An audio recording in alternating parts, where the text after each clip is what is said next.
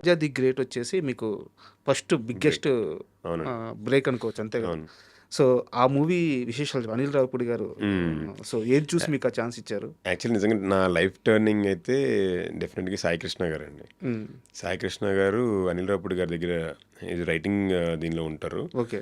So, ఆయనకి నా friend పరిచయం చేశారు. ఆయన వాళ్ళది గుడివాడ.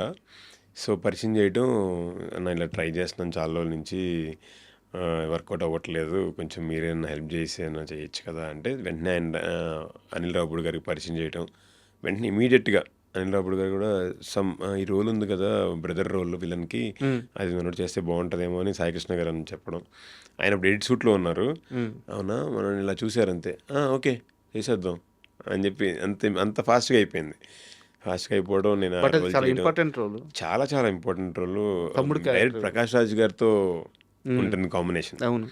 ప్రకాష్ రాజ్ గారితో కాంబినేషన్ చేయడం కూడా అసలు చాలా బాగా ఎంజాయ్ చేశాను. హ్మ్. ప్రకాష్ రాజ్ గారు, మెహరీన్ గారు, వీళ్ళందరితో అంటే టక్కుమని, అంటే పెద్దగా ఆలోచించింది కూడా ఏం లేదు. టక్కుమని వచ్చింది వెంటనే ఆయన అలా ఆపర్చునిటీ ఇవ్వడం.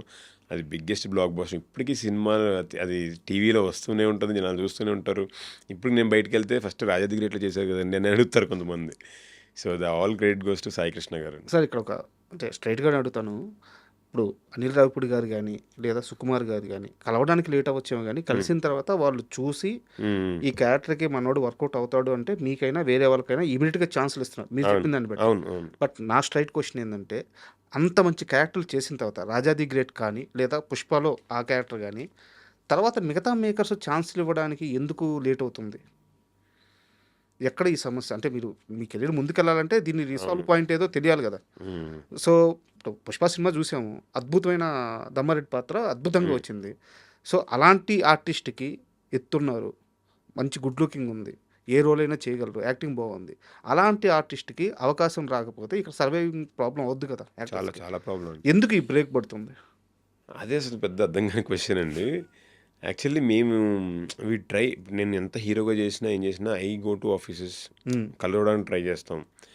వెంటనే కలవడానికి వెళ్ళగానే ఫస్ట్ వచ్చే ఆన్సర్ ఏంటంటే, ఎవరిదైనా దగ్గరికి వెళ్తే అంటే మనం డైరెక్టర్స్‌ని కలవలేకపోవచ్చు బికాజ్ పరిచయం లేక. హ్మ్. ఫస్ట్ వచ్చేది, క్యారెక్టర్స్ ఏం లేవండి, అయిపోయినాయి" అంటారు. హ్మ్. క్యారెక్టర్స్ ఏం లేవు, లేదంటే అయిపోయాయి. ఇదే డైలాగ్ వస్తది మోస్ట్ ఆఫ్ ద పీపుల్ నుంచి.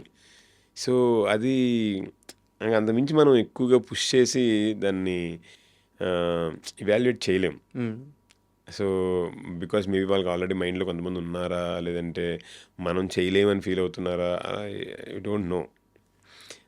బట్ కానీ అది చాలా పెద్ద మైనస్ అండి అది. మీకు చాలా పీఆర్ పెద్ద ఉందా? PR in sense. PR in sense అంటే అసలు పీఆర్ లేనట్టే మీకు. సో, ఇండస్ట్రీలో 'గగన్ విహారీ' బాగా చేసే యాక్టర్ ఒకరున్నారు. మీ పేరుని మేకర్స్ దగ్గరికి తీసుకెళ్ళడం, మిమ్మల్ని లైమ్‌లైట్‌లో ఉంచుతూ సోషల్ మీడియాలో మీ గురించి ఆర్టికల్స్ పడేలాగా, మీ సినిమాల గురించి హైలైట్ అయ్యేలాగా, మీ డైలీ వర్క్స్ ఎవాల్యుయేట్ అయ్యేలాగా, మీ జిమ్ వీడియోస్ పబ్లిష్ అయ్యేలాగా, లేదా ఇంకోటి ఆటోమేటిక్‌గా సోషల్ మీడియాలో ఎప్పుడు మీరుంటూ, లేదా మీ గురించి మేకర్స్‌కి తెలియజేస్తూ, ఎప్పుడూ కూడా ఒక రకమైన ప్రచారం డిజిటల్ డిజిటల్ మీడియాలో. డిజిటల్ చదవడం. ఇలాంటి ఒక పీఆర్ వ్యవస్థ పెట్టుకొని సక్సెస్ అయిన యాక్టర్స్ ఇప్పుడు చాలామందున్నారు. మీకసలు ఈ స్ట్రక్చర్ అంతా తెలుసా? స్ట్రక్చర్ తెలుసు గానండి, ఆ స్టైల్‌లో వెళ్ళడం నాకేదో ఒక అంటే artificial thing of pushing things అని అనిపించింది. హ్మ్. సో, అందుకే నేను ఇంటెన్షనల్‌గా దాన్ని ఆ పని చేయలేదెప్పుడు. హ్మ్.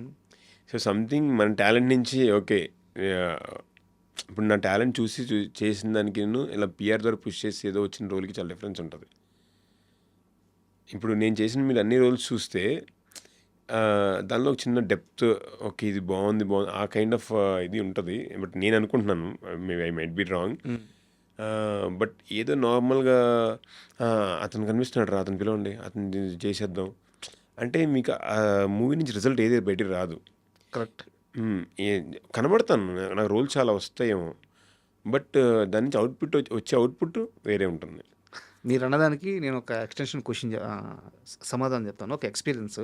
ఒక పెద్ద ఆర్టిస్టు చాలా పెద్ద బాలకృష్ణ గారి సినిమాల్లో చాలా పెద్ద పెద్ద సినిమాల్లో ఆయన రెగ్యులర్‌గా కనిపిస్తారు. స్టారే. ఆయన్ని ఒకసారి ఇంటర్వ్యూకి అడిగాను నేను. నేను పేరు చెప్పలేను సారీ. హ్మ్. హ్మ్. పర్లేదు. ఆయన్ని ఒకసారి ఇంటర్వ్యూకి అడిగితే, "రాజా ఇయన్నీ నేను తెచ్చుకుంటున్న రోల్స్. నాకు వస్తున్నాయి కాదు. నేను తెచ్చుకోకుండా నాకు వచ్చిన రోజు నేను మనస్ఫూర్తిగా ఇంటర్వ్యూ ఇస్తాను. ఆయన ఎంత పెద్ద స్టార్ అంటే ఆయన్ని గుర్తుపట్టినోడు 2 తెలుగు రాష్ట్రాల్లో ఉంటారు. స్టిల్ ఓహ్! ఆయనకి ఛాన్సులు రావట్లేదు. ఆయన తెచ్చుకుంటున్నాడు ఎళ్లి. అంటే ఇండస్ట్రీలో పరిస్థితి అలా ఉంది. అదే.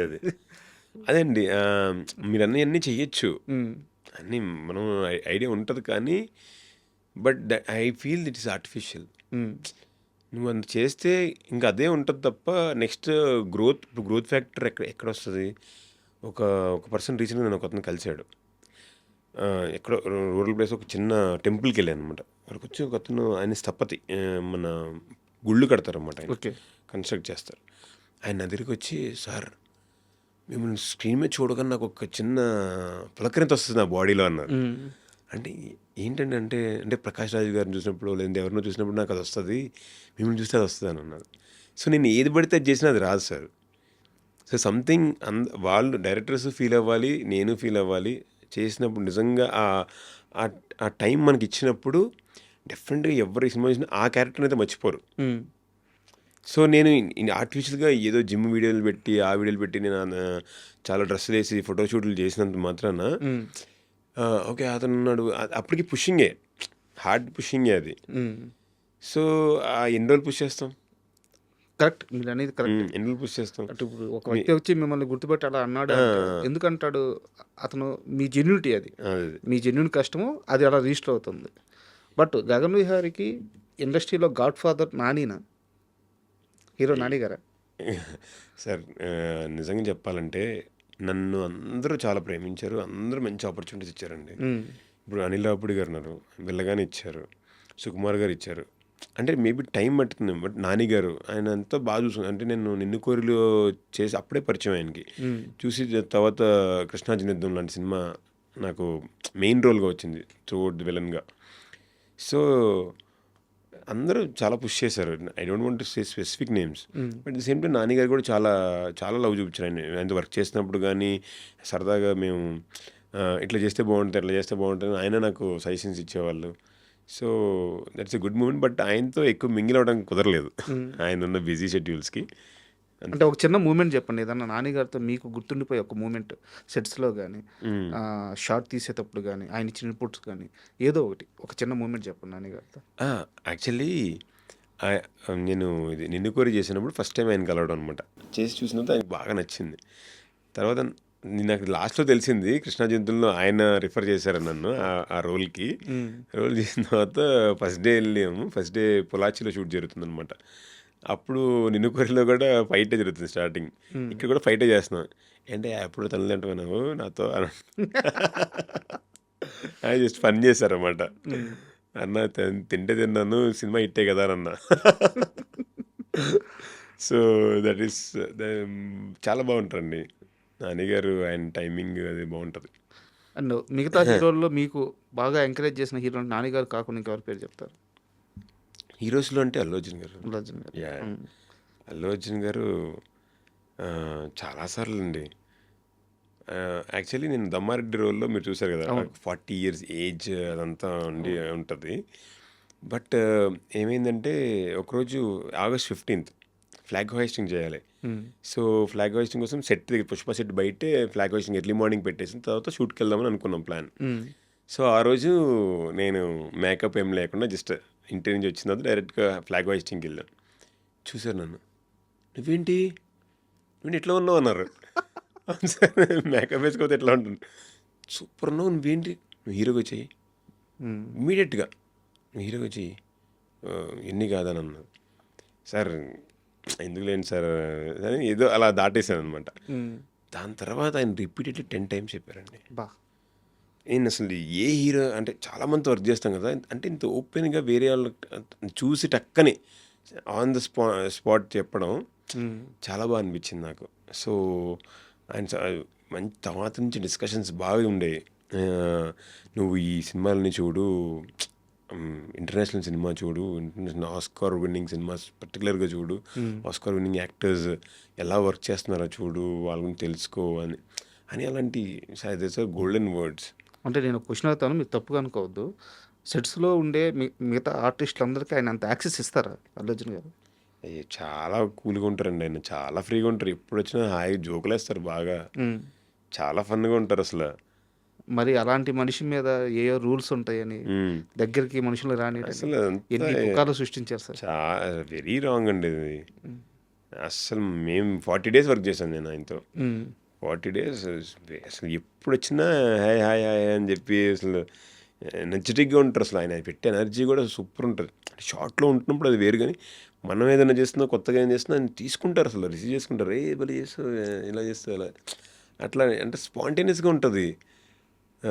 అంటే కొంచెం లౌడ్గా కూడా మాట్లాడతారు ఆయన, ఏదో అందరూ ముభావంగా లేదు, మాట్లాడతారు, చాలా మనస్ఫూర్తిగా ఓపెన్గా ఉంటుంది. అవును. చాలా బాగా మాట్లాడతారు.